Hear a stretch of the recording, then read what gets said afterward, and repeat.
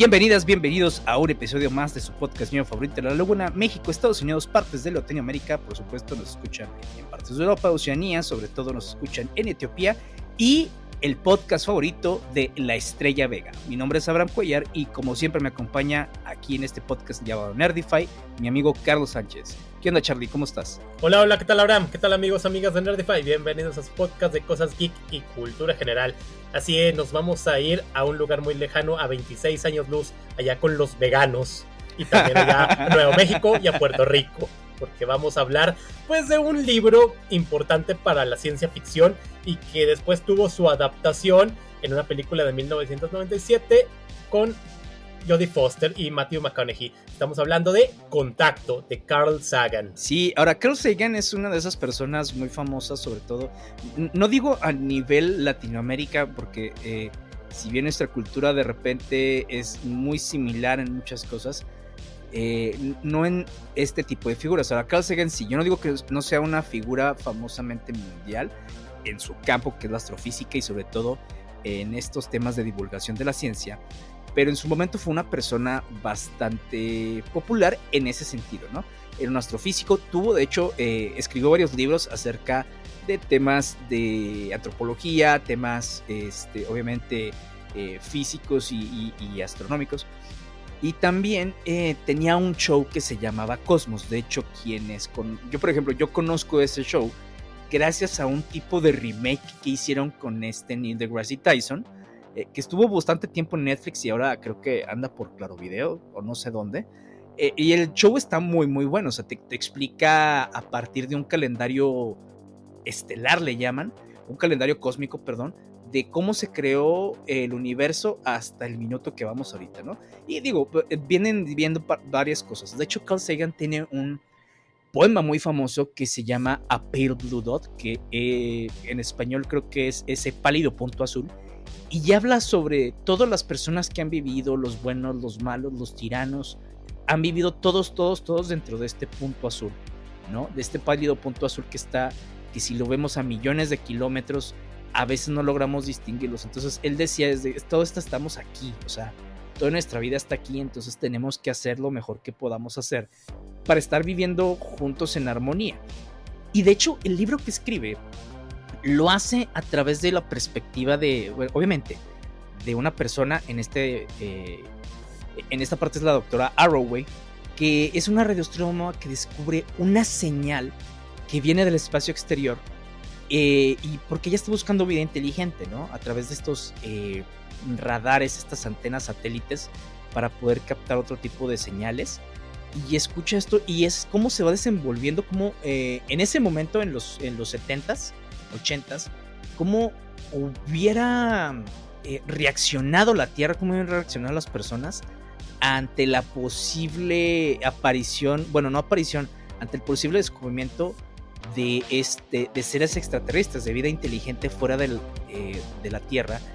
Y en ese sentido lo que hace Carl Sagan es bien diferente a lo que yo lo venía haciendo, porque si bien sí divulga muchos temas de ciencia aquí, también tiene otro mensaje que más adelante vamos a platicar de eso, que a mí sí me sacó de onda al principio, ya después entendí.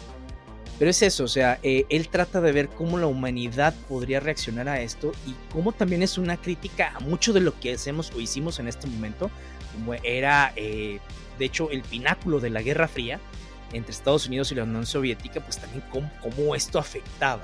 Exactamente, sí, bien lo estás mencionando.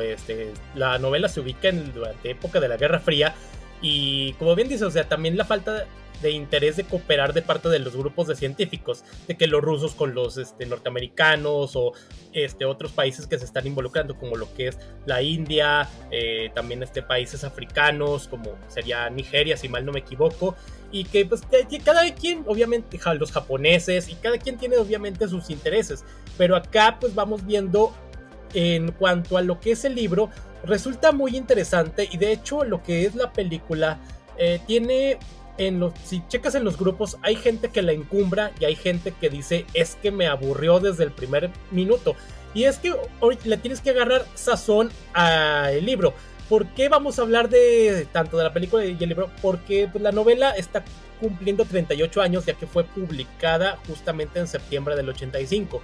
Y esta y sale en Estados Unidos la película en lo que sería junio, julio del 97, y aquí en México, que era entonces, las cosas tardaban meses en llegar. Se estrenó también como para finales de septiembre de ese mismo año, así que pues creo que es un buen momento para tomar esta obra y pues vamos a darle su repasada, porque sí es interesante, porque nos vamos a meter a muchos rollos, tanto de física, de bioética, de teología, de filosofía, de cosas existenciales, cosas obviamente también en cuanto a cómo serían las repercusiones en lo que vendrían siendo las relaciones entre los países, porque hay un mensaje, y creo que es el primero, el que se empiezan a descubrir, y aparece ni más ni menos que Adolfo Hitler, y ahí es donde pues vienen los problemas, porque muchos grupos neonazis que había empiezan a con que sí, es que Adolfo Hitler ese era el mero mero, y pues vamos a ver por qué resulta que estos seres, a los que en la novela que yo leí, la traducción, les llamaban los veganos, que resulta muy gracioso que le hayan puesto de esta manera, porque yo me imaginaba a Carlos, gente que comía cosas que no comen cosas de origen animal y todo eso. Yo le decía a Carlos de que no mames, o sea, yo no me acuerdo que haya estado mi traducción así, porque estoy casi seguro que también me hubiera atacado de la risa cada vez que lo hubiera leído. Entonces, sí. Yo me los imaginaba diferentes. Digo, al rato vamos a ver de todo este tema de las historias. Pero ahorita que me dicen que no sé por qué me los imagino con cabeza de brócoli, güey. Sí, eso es interesante y resulta jocoso, porque yo sí me los imaginaba así, güeyes ahí, no sé, que no coman esto, no coman lo otro. Pero pues bueno, así, cosas de traducción. Sí, oye, pero fíjate, ahorita que precisamente empieza todo esto del mensaje, ¿no? En donde vemos imágenes de Hitler, tiene su contexto. Claro.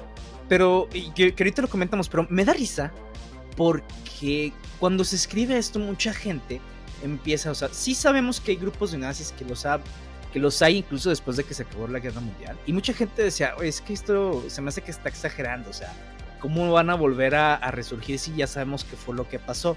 Bueno, o la vida real de 2020, güey, o sea, exacto. Ahí están, y están loquitos, güey, o sea, hay incluso grupos neonazis en México, gente... que dices, no... Sí, o sea, por ejemplo, a ver, hay tontitos en todas partes. A mí lo que me da más risa es la ironía, sobre todo las personas que son muy morenas y que les encanta ese tipo de estupideces. Es donde, o sea, sí sabes que a ti te hubieran matado, ¿verdad, güey? O sea, sí entiendes que te hubieran matado. Serías el primero en pasar a los campos de concentración, a las cámaras de gas. Y estás ahí de que Heil Hitler, dices, no, amigo, no, así no funcionaba. Sí, ¿no? O sea, ¿entiendes cuando son morritos edgy?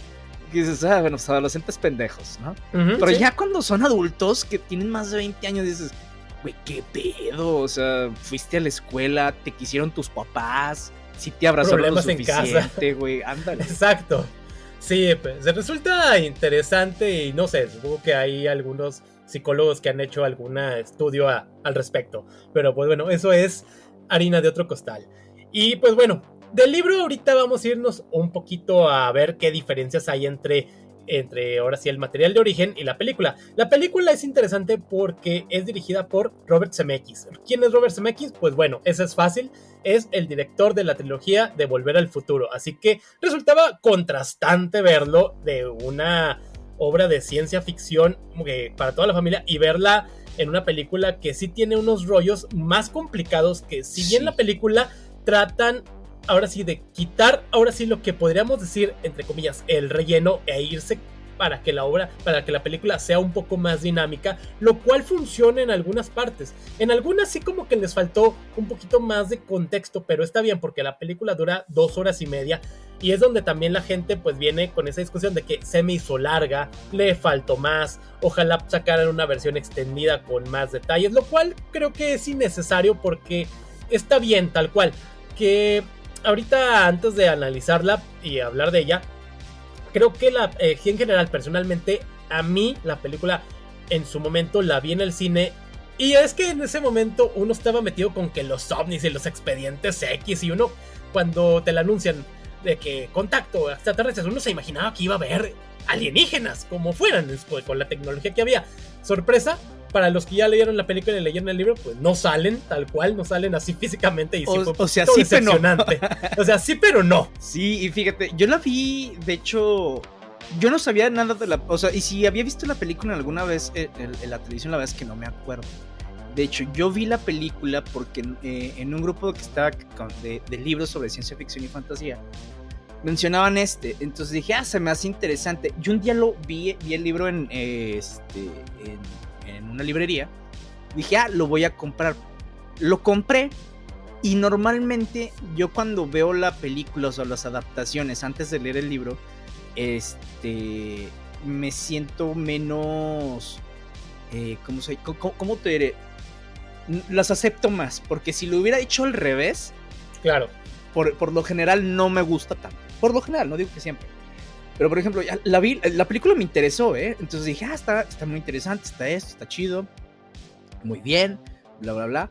Ya cuando leo el libro, le digo a Carlos, es que sabes que, güey, hay cosas en el libro, sobre todo, que unas que, como dice Carlos, hay de repente relleno, y dices, ay, güey, no, o sea, los últimos 2 capítulos está ya que se acabe esto, por favor, güey. O sea, por favor. Ya era demasiado que estaba dándole vueltas a lo mismo, o sea, ni siquiera estaba avanzando la trama en ese sentido, ni el tema filosófico, básicamente era decir lo mismo a cada rato, y dices, o sea, ya te entendí, ¿no? Pero sí creo que, obviamente, como muchos de los materiales, creo que el libro sí le mete un poquito más de contexto a ciertas cosas. Se ve menos película hollywoodesca, porque acá, por ejemplo, en la película, pues igual y ya la película está vieja, entonces igual y vámonos un poquito con spoilers así como de la estructura. Ya si no la vieron, ya ni modo. Sí, de la estructura general. Después de que ven que hay un mensaje de los extraterrestres, lo que hacen es tratar de decodificar, ¿no? Buscar qué es lo que trae el mensaje. Aquí vemos precisamente que ven la manera de cómo decodificarlo. Entonces, ya cuando lo empiezan a decodificar, viene un video, ¿no? En diferentes transmisiones radiales, que me gusta mucho esa parte de Carl Sagan, que te empieza a explicar de cómo podría ser, y está muy entretenido, muy interesante. Y entonces el video es un discurso de Hitler en los Juegos Olímpicos, que se hicieron en Alemania. Entonces la gente al principio dice, no mames, o sea, ¿cómo Hitler, güey? O sea, unos piensan que todo mundo tiene que ser así, que los extraterrestres piensan que nosotros somos así, otra que entonces los extraterrestres dicen que está bien ser Hitler, o sea, y entonces empiezan a teorizar. Y me gusta esta parte que utiliza Carl Sagan, en donde hay una histeria colectiva, en donde todo el mundo dice lo que le da su chingada gana, y nadie a veces, y se tardan mucho en ver los hechos, ¿no? Aquí lo bueno es que como lo vemos a través de los ojos de un científico, no vemos tanto la histeria colectiva, pero vemos como que alrededor todo el desmadre. Cuando logran descifrar de que ¿saben qué? ¿Por qué es esto? Bueno, fue la primera transmisión en la Tierra que tuvo la suficiente potencia para llegar más allá, y es la primera que recibieron allá 26 años luz, y ahora que la recibieron no la están regresando. Claro. Para decir, aquí estamos, los estamos viendo, no tanto por mamamos a Hitler, ¿no? y después empiezan a ver, es lo único que nos dicen, ¿no? ¿Qué pedo? Entonces ven que el mensaje trae capa tras capa, y ven que hay como un manual de instrucciones.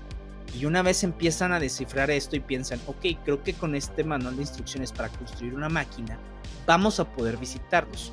Y todo este tema en cómo están los estira y afloja, tanto con los gobiernos como con la misma comunidad científica, y su relación con los gobiernos también está muy interesante en el libro. En la película nos lo muestran muy hollywoodense, sí, en donde hay un antagonista y la mera buena es la protagonista. En el libro no, o sea, sí te dejan ver que cada quien tiene una agenda diferente y no por eso son malos. Exacto. Incluso hay un güey que en el libro, tanto en el libro como en la película, te super caga, que es uno de los científicos que después se muere, ¿va? Pero se mueren de maneras diferentes. De hecho, también tenemos un millonario acá que sí, yo voy a construirlo. Que también me da risa porque es como que como que tú supo ver más allá de que va a haber pinches millonarios locos. ahí nada más había uno. Yo creo que la vida real hay como pinche 5 que harían lo mismo nomás para Exacto. A ver quién gana, güey. Sería Elon Musk ahorita. Sí, güey, contra Jeff Bezos, es de que, güey, no, pues que se muevan los dos, ¿no? Pero digo, cuando les explote, si les explota la máquina, no porque quiero que se muevan. Pero el chiste es eso, o sea, a mí me gustó ese saborcito de las luchas de poder, de el cómo se tenía, por ejemplo, porque la máquina era para 4 o 5 pasajeros, si mal no recuerdo. En la película solamente es para uno y solamente es la americana estadounidense. Y acá son varias personas que viven una experiencia similar pero diferente cada quien, y que tienen los mismos datos a final de cuentas, y que al final incluso las cosas se ven de manera diferente. O sea, el desenlace es diferente y se me hace incluso más, ¿cómo te diré? Más realista que el de la película. Sí, pues es que la película obviamente se iba a centrar en Jodie Foster y no se iban a meter en los 5 tripulantes que eran de distintas nacionalidades. Así que pues acá se fueron así a la sencilla, porque América.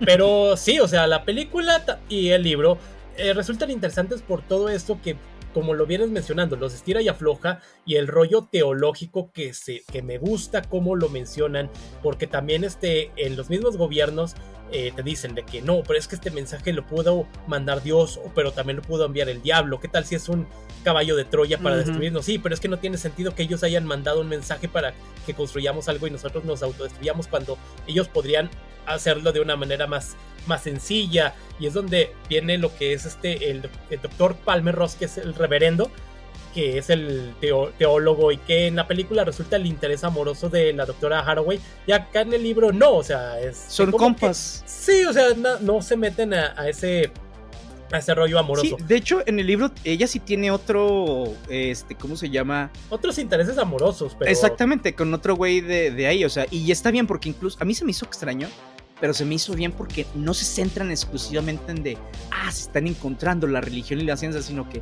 nada que ver, güey. Sí, exacto. Y eso me gustó, cabrón. Sí, y está bien, porque no se meten a ese rollo y lo concentran, se van directamente a lo que es el trabajo científico, que si bien en las primeras, ponle 60 hojas, vamos a ver mucho del pasado de la doctora Haraway y qué la motivó a ser una científica. Vamos a ver pues parte de su tormentosa familia y cómo de su tormentosa infancia, de crecimiento, y ya hasta la página 60 y tantos es donde ahora sí viene la señal que nos la empiezan a decir. No, es que son números primos, y tienen, ¿y por qué son números primos? ¿Por qué no nos mandan un mensaje así en inglés si son tan inteligentes? Y eso está muy interesante, esto, ¿y por qué lo otro?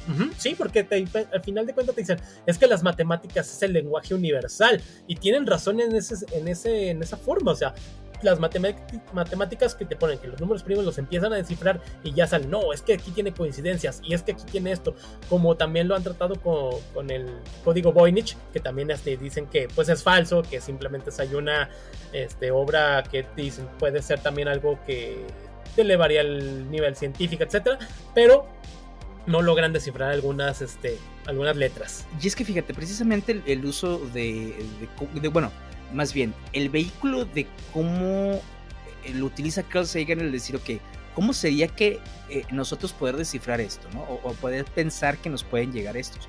Entonces, como dice Carlos, o sea, si las matemáticas son el lenguaje universal, porque es una constante en todo el universo, por lo menos en esta, digamos, si creemos en dimensiones, en esta dimensión, en otra todavía pueden ser distintas, y de hecho sí se platica un poquito aquí. Pero entonces pues dicen, pues que ¿por qué números primos? Dices que cuando nos llegan las señales, los humanos tendemos a ver patrones en donde no los hay normalmente, ¿no? Por ejemplo, esas teorías conspiranoicas de que el asesinato de Lincoln y Kennedy tienen muchísimas coincidencias. Dice, sí las hay, pero de repente empezamos a encontrar cosas que no tienen nada que ver y que no están ahí por algo. Entonces, el tema de los números primos es como para decir, ok, los números primos son números que solamente se pueden dividir entre uno y entre sí mismos, y que te los manden en secuencia quiere decir que no es algo random, es algo arbitrario, y el que haya ciertas coincidencias y sean patrones, entonces ya no es algo random, porque también en lo aleatorio hay patrones, pero aleatorios. Aquí no son patrones aleatorios, son patrones específicos. Entonces, el utilizar ese tipo de cosas es de cualquier civilización, pues entiende las matemáticas y te los dice, estos son los números que se pueden, como nosotros podamos saber el concepto de número o dividir, ¿no?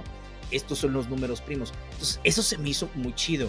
También el tema de las frecuencias que utilizaban y sobre todo las capas que tenían esas diferentes frecuencias, que no son sacadas así de ciencia ficción, sino que son es ciencia real que utilizamos. Sí, exacto. Y también algo que me gusta mucho del libro es el progresismo que manejó en este libro Carl Sagan, porque estás hablando de la protagonista, desde que es niña, es obviamente una chica inquieta, interesada por la ciencia, que su padrastro también la motiva a que estudie que hay un plot twist bastante. Sí, está muy bueno eso sí está chido. Esa parte novelera sí me gustó bastante. Entonces, en la parte del progresismo, resulta de que pues, la doctora Haraway, pues ella resulta que es hasta cierto punto una tipo superestrella en el mundo científico, porque hay muy pocas científicas en este rollo, así que resultaba así como que, ¿cómo que hay una científica aquí? ¿Cómo que me va a mandar una mujer? Y también la gran diferencia que hay en el libro y en la película es de que en el libro es la presidenta de los Estados Unidos, y ojo, no tiene nombre, a diferencia de la película que sí manejan material de archivo de Bill Clinton, el cual creo que se manejaba de los 80s, de un asteroide que se estrelló en la Antártida, por ahí tengo entendido eso, así que resultaba así como que, Bill Clinton sí participó o no participó en la película, pero pues no, es material de archivo, lo cual pues está bien. Creo que Clinton tenía otros rollos más importantes que atender en esos momentos, claro, güey. Sí. Oye, pero es que fíjate que ahorita lo que mencionas, y es cierto, o sea, se nota muchísimo, porque es ese caso de la doctora, el caso de la presidenta, el caso de, ¿cómo se llama?, de otras científicas alrededor en todo el mundo, y precisamente cómo ella ha batallado en su ramo y en otras cosas, ¿no? Como el que una mujer le gustara el tema de la ciencia, también en ese sentido la gente decía, ay, pues está rarita, tú deberías hacer otras cosas mejor, ¿sí? ¿no? O sea, el tema de que, como ella pierde a su papá, así ándale, como ella pierde a su papá cuando es niña, y su papá era la persona que le impulsaba a hacer muchas cosas, ¿no? Empieza, después de que fallece su papá, su mamá se casa con otra persona, que viene siendo su padrastro después, y la mamá empieza a ser diferente con ella por tratar de apaciguar un poquito al padrastro, y ella empieza a tener ese no desencuentro, pero empieza a tener ese distanciamiento tanto obviamente con el padrastro, pero también con la mamá, al grado de que cuando ella está involucrada en todo esto, a la mamá ya casi ni le habla y dice, tengo que verla, y la mamá a final de cuentas fallece, sin después viendo a su hija muy pocas veces. Sí. Ella también culpa a su padrastro de muchas cosas, el padrastro como que también no puede tener una relación más cordial con ella, y también de repente el padrastro decía, es que, tenía ciertas palabras que decías, tiene razón es que debiste de haberlo dado más tiempo a tu mamá, o tratar de entenderla, y eso está bien, ¿no? Pero es que como eres tú dices, ay, güey, ¿cómo la caga, güey? O sea, sí. O sea, le está echando la culpa a ella, en vez de decir, oye, pues ya sabes que yo también he tenido la culpa. Algo padre que después conocemos es que en realidad él era su papá biológico. Su mamá había engañado a su padre y él era su papá biológico. Y se entera ya después de que fallece la mamá. Y todo este tema del bueno, ahorita lo platicamos, pero también impacta mucho, no en el tema de la novela como tal, porque no está en la película, no en el tema de la novela como en su conjunto, sino en el trayecto de ella. Y claro, eso también está bueno. Pero al final de cuentas, o sea, sí me gusta esto de que también en la película todo parece que pasa en cuestión de meses o de días.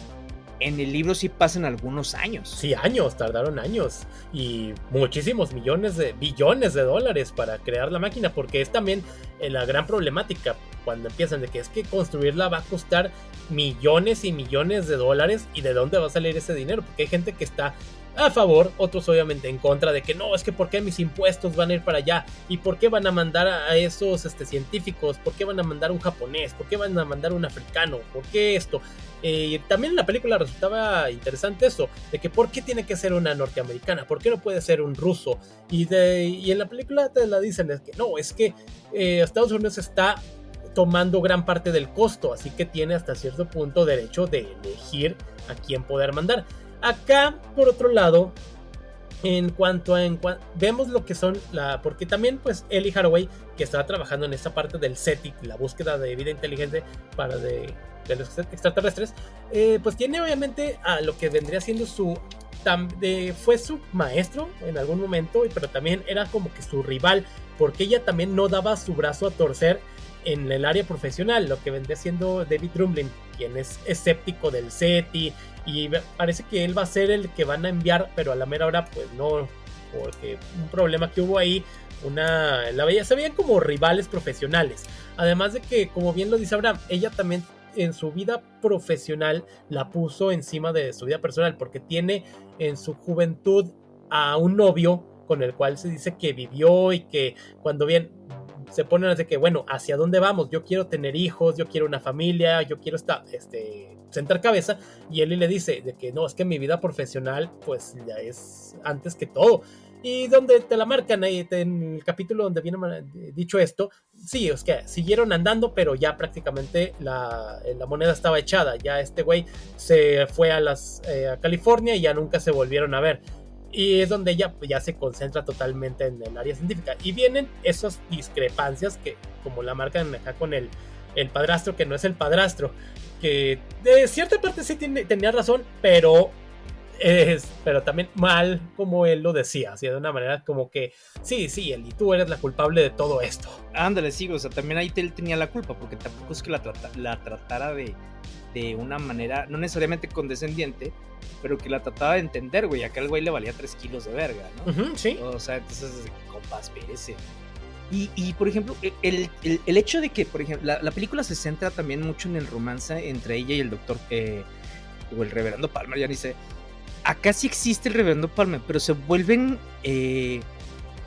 confidentes uno del otro. No se vuelven pareja, porque ella ya tiene su pareja aparte, otro científico, del cual también se ve el vaivén de la relación, porque ese científico en el libro es asesor científico de la presidenta, entonces sabe que hay ciertas cosas que no pueden comentar o platicar para que no se confunda el trabajo, y siguen andando durante bastante tiempo, y ella pues sí, o sea, se siente segura con él, pero a la vez también dice, es que ¿qué está pasando aquí? O sea, ¿por qué?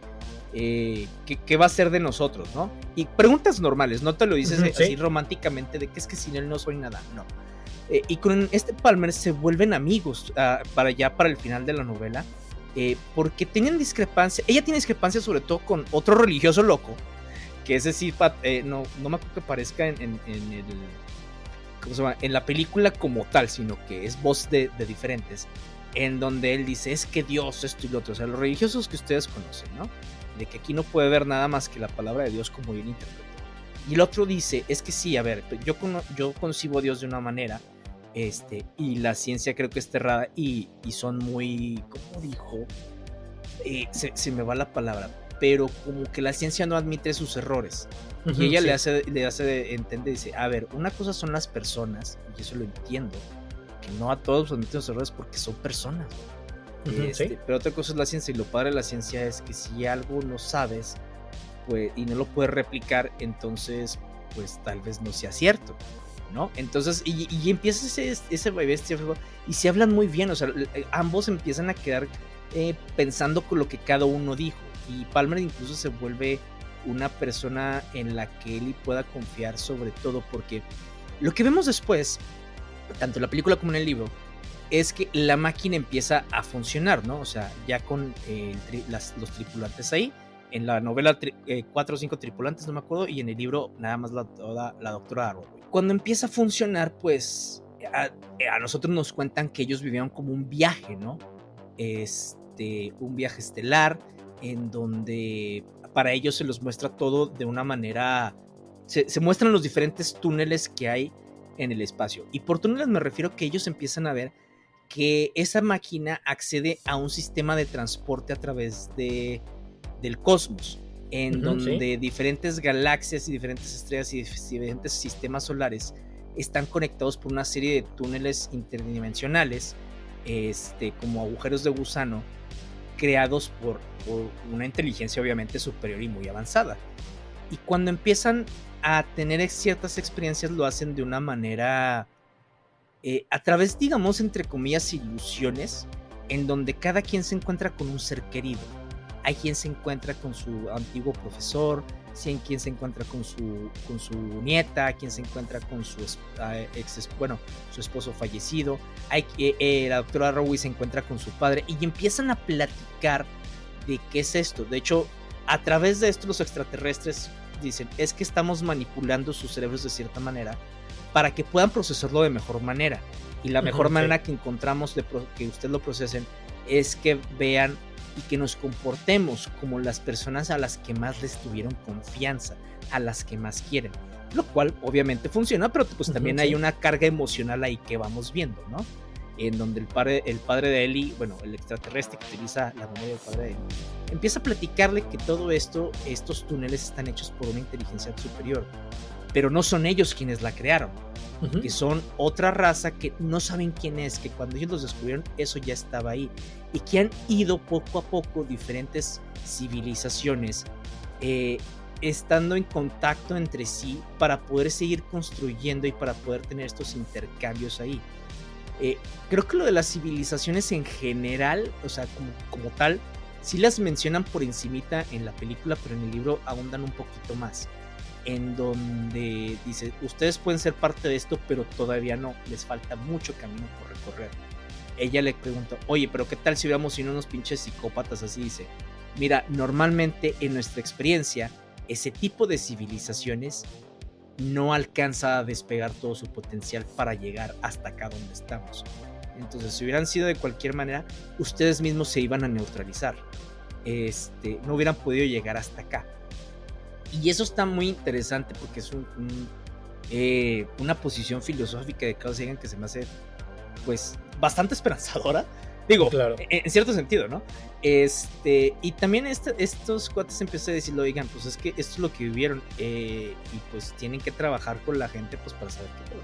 Cuando regresan a la Tierra, o entre comillas que regresan, porque se dan cuenta que la gente piensa que ahí siguen, que la máquina no funcionó. Que no funcionó.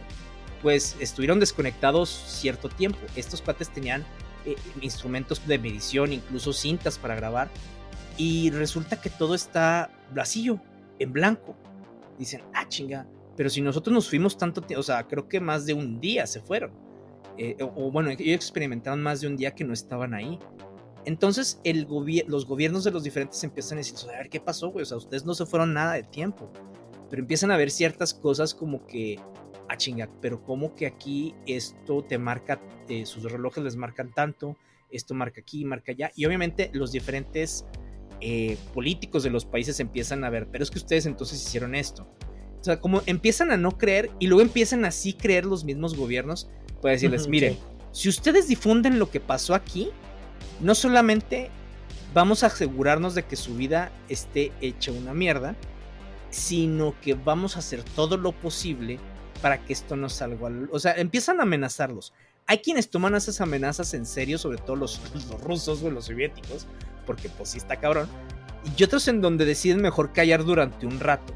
Lo que hace la doctora Arroway es contar todo lo que ella sabe a través de un diario, de unas cartas que le manda Palmer Jones. Dice, léelas y cuando yo voy a hacer esto, tú vas a decidir si las publicas ahorita o si las publicas después de que yo haya terminado de hacer este tipo de pendientes. Y en la película lo hacen como una audiencia ante el Senado, la Cámara de Representantes, no me acuerdo. O sea, más público, ¿no? En donde, entonces vamos a vilipendiarla a nivel público, y donde le hacen ver de que, oye, pues es que las pruebas científicas que tú has dicho que respetas esto, todo nos hace pensar que no es cierto. Y ella en los dos dice, o sea, este es un tema de fe, de a mí me pasó esto, yo tengo fe de que pasó. ella no está diciendo fe como en tema de religioso, porque es lo que yo le comentaba a Carlos. O sea, se me hace extraño que Carl Sagan hayan puesto un tema de fe cuando Carl Sagan es un reconocido ateo. Él no cree en la vida después de la muerte, no cree en este tema de Dios, etc. Pero aquí, y yo lo veía así como que raro. Pero después entiendo, a ver, es que el tema de fe no significa un tema específicamente religioso dogmático. O sea, se refiere fe en muchísimas cosas. Fe en una persona, fe en otra cosa. Por ejemplo, el decir de yo tengo fe en que puede existir vida extraterrestre, incluso te ponen ahí los números, ¿no? Pues, está muy cabrón que no haya. Entonces yo tengo fe de eso. Y dice, y lo que me pasó, yo tengo fe de que la gente, de que eso pasó, y que quien me quiera creer lo va a hacer, y que podemos trabajar para llegar a ello. Y en las dos sucede algo similar. Pero sí el último tema, como yo tengo fe, al principio me hizo shock, porque ya cabrón, qué extraño, dije, no está mal el mensaje, pero yo después lo entendí de esa manera, es de sí. Fe en la experiencia de la persona. Sí, exacto, como bien lo mencionas, en la película pues es una audiencia, y ahí prácticamente a la doctora la exhiben, así que la hacen que quieran que dude de lo que ella vio, y son severos con la doctora Haraway, así como de que sí, es que usted hizo fraude y que la podemos meter a la cárcel porque es un fraude de cientos de millones de dólares. Ah, sí, hasta la estaban acusando de asesinar gente y la madre. Digo, también el libro que la acusaban de asesinar gente. Claro. Wow, espérese. Sí, resulta pues así como que dices, y en cierto punto sí hay cierta justificación, porque acá cuando falla lo que viene siendo la primer máquina, que resulta de que todos creen de que no, pues es que ya valió madre, pero resultó que no, que en secreto se estaba construyendo una en Hokkaido, Japón. Sí, porque los 5 científicos que iban a ir en este viaje eran de la India, de la Unión Soviética, Nigeria, China y Estados Unidos. Así que el millonario Haden, que es el que quiere dejar un legado para el futuro, etcétera, es donde en Hokkaido, Japón, se construye esta, y es donde a la doctora, pues venga, acá está libre para todos ustedes, y pues dense.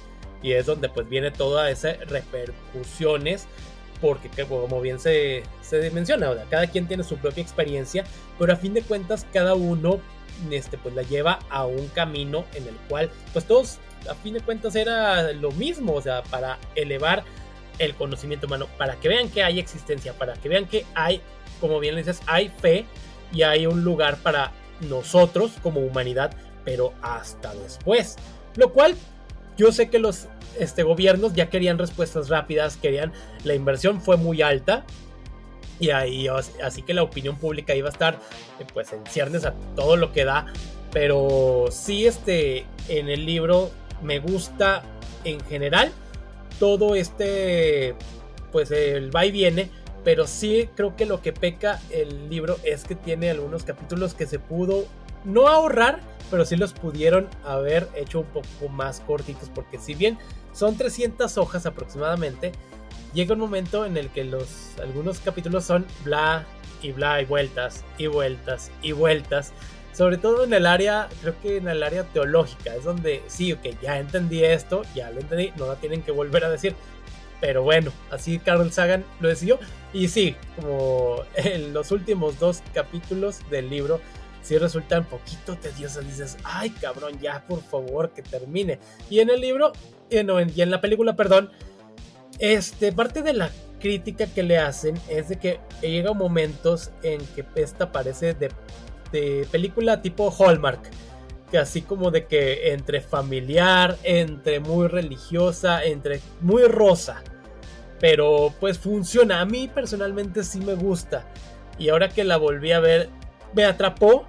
Sí llega un momento en el que ok, sí se siente muy rosa la película, pero me sigue atrapando, no me desconecta, y la seguí viendo. O sea, ya era tarde, dije no, la voy a ver a la mitad y mañana la continúo, y no, me la terminé echando, y casi a la 1:30 de la mañana estaba terminándola. Sí, y fíjate, es que también una de las razones, Carl Sagan de hecho no le gustaban muchos de los cambios de la película, precisamente porque cambiaban ciertos aspectos del mensaje que él quería transmitir, ¿no?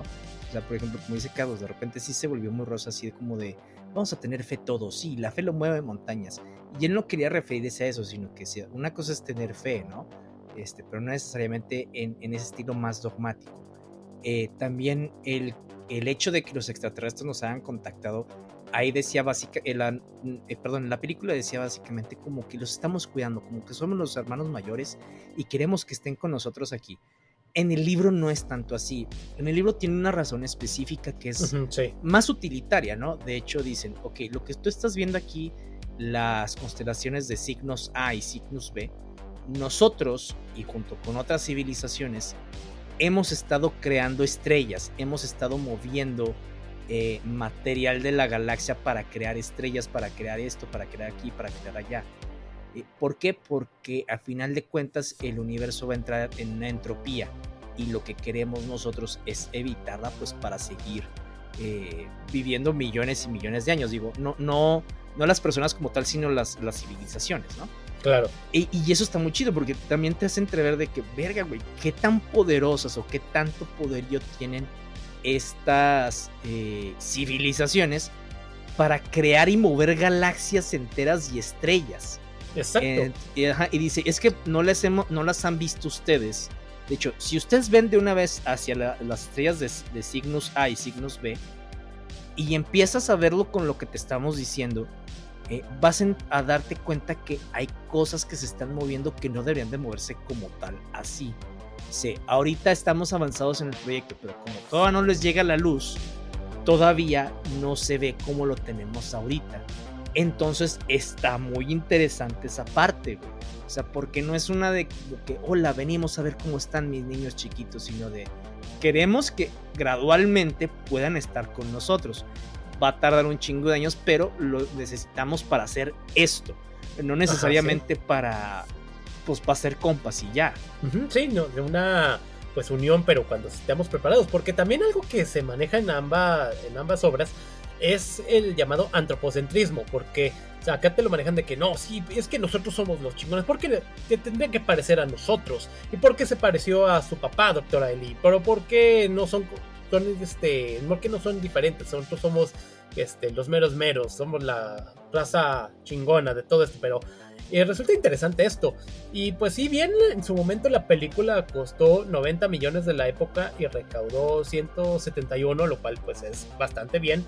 Y ya lo que sí podemos decir es que en algunas escenas el CGI no ha envejecido bien. O sea, sí se nota sí. Que realmente es de la época, aunque pues sí también tenemos que mencionar la película de Día de la Independencia, que se sigue conservando bastante, de la cual ya hablamos recientemente, pero acá sí se nota como de ese CGI barato en algunas escenas que dices, ay güey, como que, pues bueno, ok, no quisieron invertirle tanto en esto, pero pues sí, se respeta. Mínimo una maquetita, güey. Ándale, eso habría estado padre, porque si bien creo que Jodie Foster, algo de lo que dijo, es que fue la primera vez que estuvo en una película en la cual nada más estaba ella y todo era fondo verde. Y así como que le resultaba, no inquietante, pero así como que sentía un poco incómodo que no había un set tal cual. El futuro es hoy, ¿oíste, viejo? Exacto, es lo de hoy, para desgracia de muchas películas a veces. Pero sí, cabe también resaltar que pues Carl Sagan ya no alcanzó a ver la película porque él fallece en el 96 y pues la película sale en 97, pero sí está la dedicatoria ya antes de entrar a los créditos, porque sale de que para Carl solamente, lo cual pues dices, pues obviamente merecidísimo. Y pues sí, o sea, resulta padre. Yo creo que se llevó un mal sabor de boca, güey, porque precisamente te digo, o sea, hay unos cambios que no le gustaron, pero pues no terminó el proyecto y pues se murió. Le dio el paro así de que, prefiero no verla. Ya sé. Hizo un Alan Moore. Sí, y fíjate que hay una frase que da su esposa, híjole, que si mal no recuerdo se llama Anne, me quiero acordar. Ella durante muchos años fue su compañera, de hecho ella le ayudó, no como tal a escribir el libro, pero le ayudó con muchas cosas para el libro. Ella fue su publicista o editora durante mucho tiempo, no me acuerdo cuál de los dos, y después terminaron casándose, ¿no? Y ella empieza a comentar cuando él fallece, en donde dice, yo no creo en la vida después de la muerte. Carl tampoco lo creía, pero somos muy afortunados, porque para él y para mí, después de muchísimos millones y millones de posibilidades, nos pudimos encontrar en el momento y en el espacio correctos. Dice, entonces eso es un milagro. Dice, no vamos a usar. No te lo da como tema filosófico, bueno, sí filosófico, pero no te lo da como este tema dogmático religioso, sí. Gracias a Dios, sino de que es que ve las diferentes combinaciones que pudieron pasar, o sea, de manera científica, y cómo terminamos encontrándonos y decidir estar juntos. Entonces eso a mí se me hace muy, muy chingón ese mensaje que dio. Claro, se parece mucho a lo que le dijo Summer a Tom al final de la película. Vaya.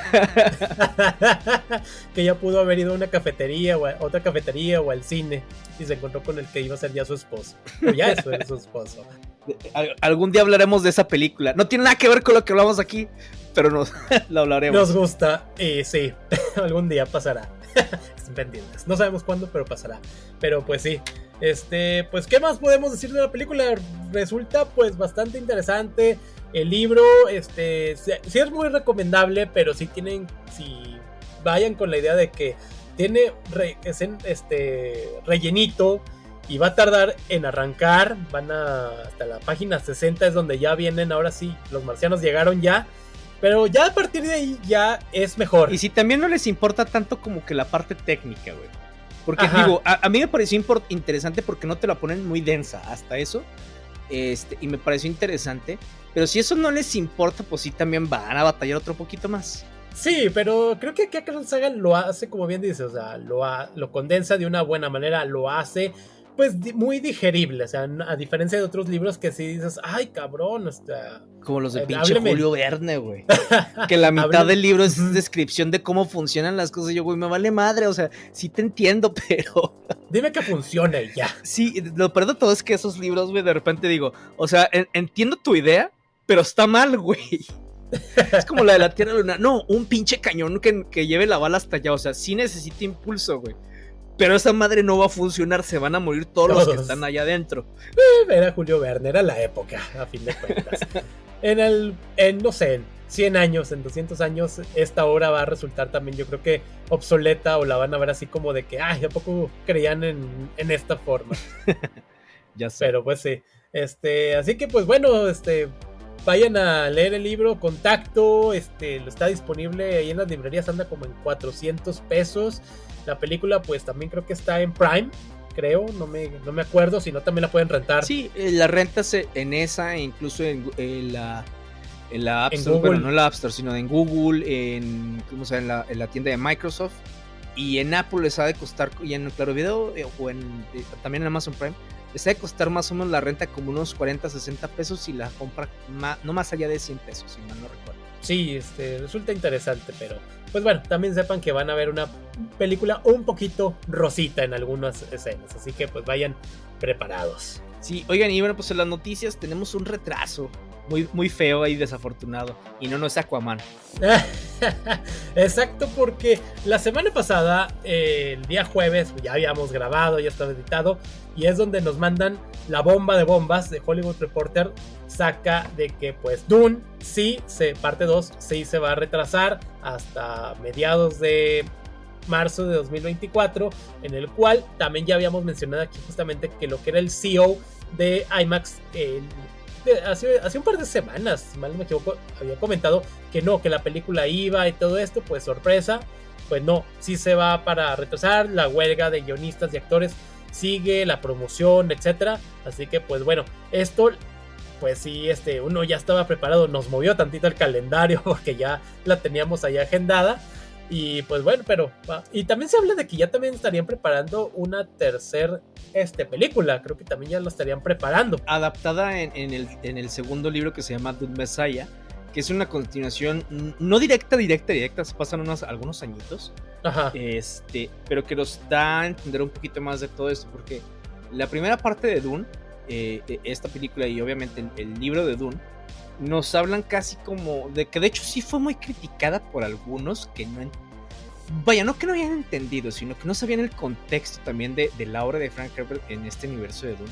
en donde otra vez la historia del Mesías blanco que nos viene a salvar, ¿no? En el libro sí te dejan entrever ciertas cosas que no va para allá el pedo.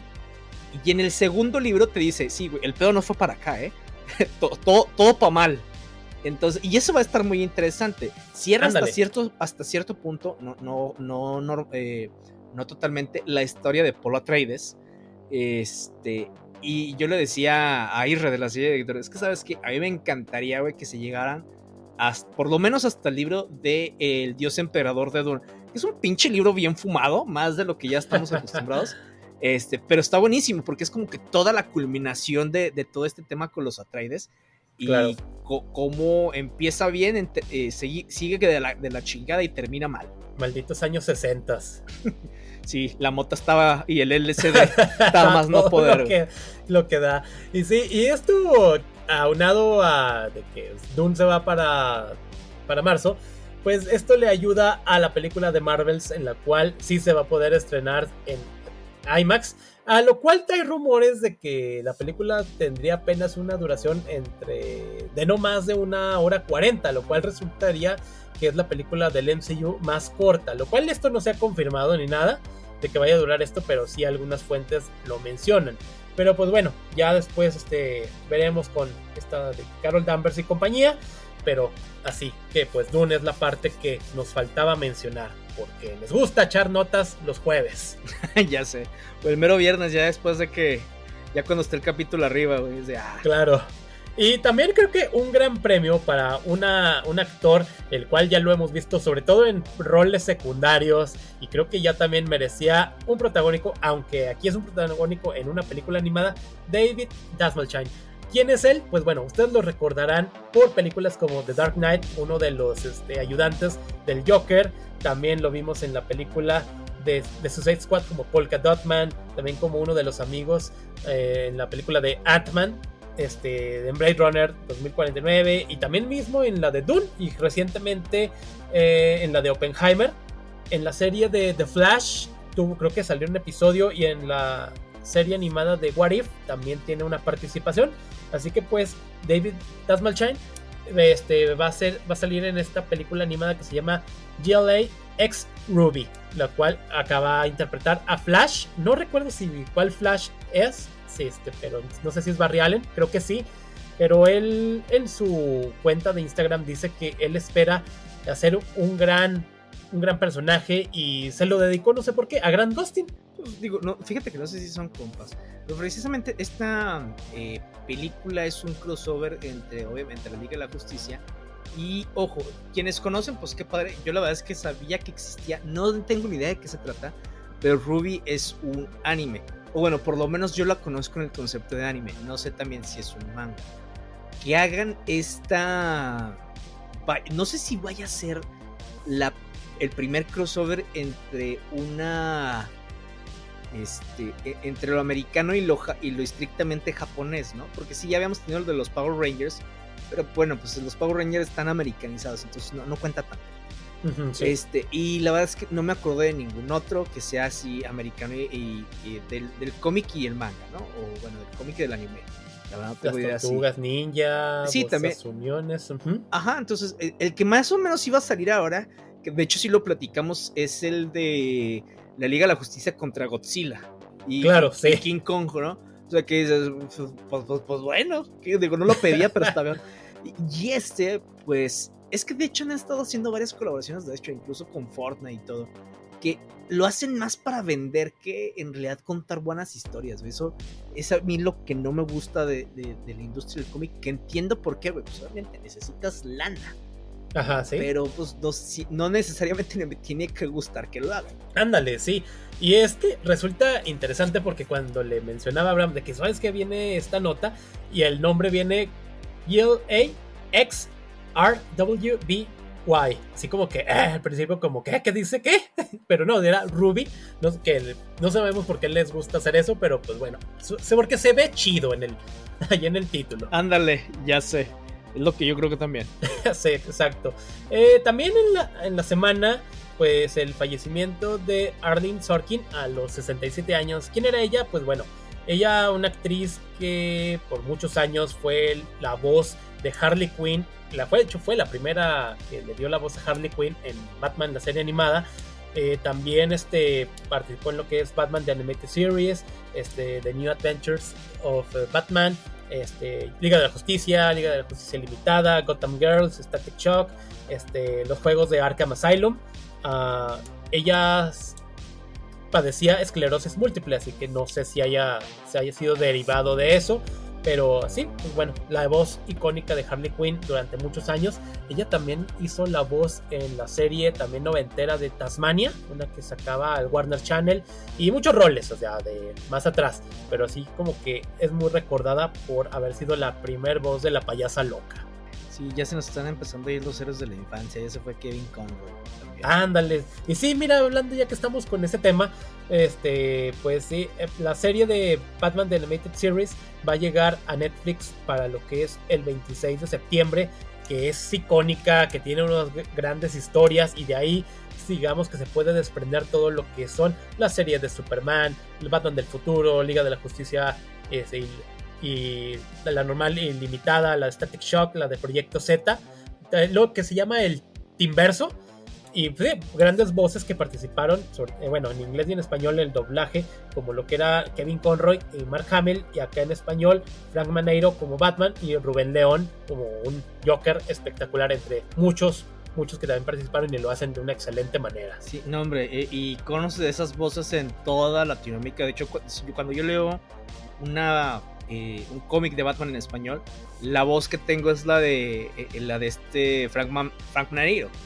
Ándale. O sea, y la de Rubén León con la del Guasón cuando estoy leyendo los cómics. Entonces, esas no me las quito ni me las pienso quitar, porque no solamente defienden a los personajes, obviamente son quienes más han hecho, bueno, la de Batman no, pero son quienes han hecho sus personajes durante bastante tiempo. La de Batman después llega, que creo que es un sobrino de Frank Maneiro, no me acuerdo cómo se llama, pero esa voz de Batman a mí me gustaba cuando sale en la serie de The Batman. The Batman, sí. Hasta ahí, porque era era un Bruce Wayne bien diferente. En las otras no me gusta esa voz de Batman, o sea, no me termina de convencer para nada. Pero, por ejemplo, la de la serie animada, güey, creo que la acabo de ver apenas este año a principios. Creo que sería hora de volver a verla, güey, pero ahora en Netflix. Sí, exacto. Y sí, güey, también Rubén León, que ya años después siguió haciendo la voz del Joker, pero ya como que ya no le metía ese feeling igual. Obviamente también, pues ya el tiempo había pasado, ya como que yo lo sentía como que ya hacía la voz un poco más a fuerza que de ganas, así como que, ok, vengo a cumplir y listo, total, soy Rubén León. Pero pues sí, pues ya grandes voces, y pues bueno, sí le daremos su vistazo a esta serie, que es muy buena, muy buenísima. Y sí, lo que todos los episodios nunca le faltaban eran explosiones, era como que la constante. Sí, ya sé, ese intro también, güey, o sea, los juguetes, güey. El Batimóvil era una joya, el juguete. Ah, sí, claro. De hecho, hace poco vi como una carrera de Hot Wheels de Batimóviles y ese ganó, güey. Ándale. Me lo quedé viendo ahí en TikTok. ¿Por qué? Pues porque no tenía nada que hacer. Y porque, pues sí. Porque los descacerados hacen material para que uno lo vea. Ya sé. Sí.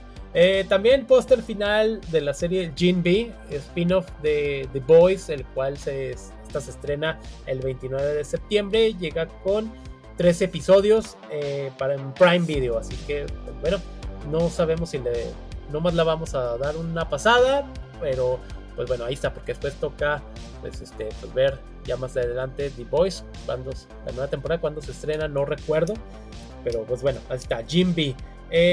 También pues yo creo que ya casi para terminar, el anuncio de esta serie, de la segunda parte de la última temporada de Doom Patrol, llega a mediados aproximadamente, o a inicios, no recuerdo, de octubre.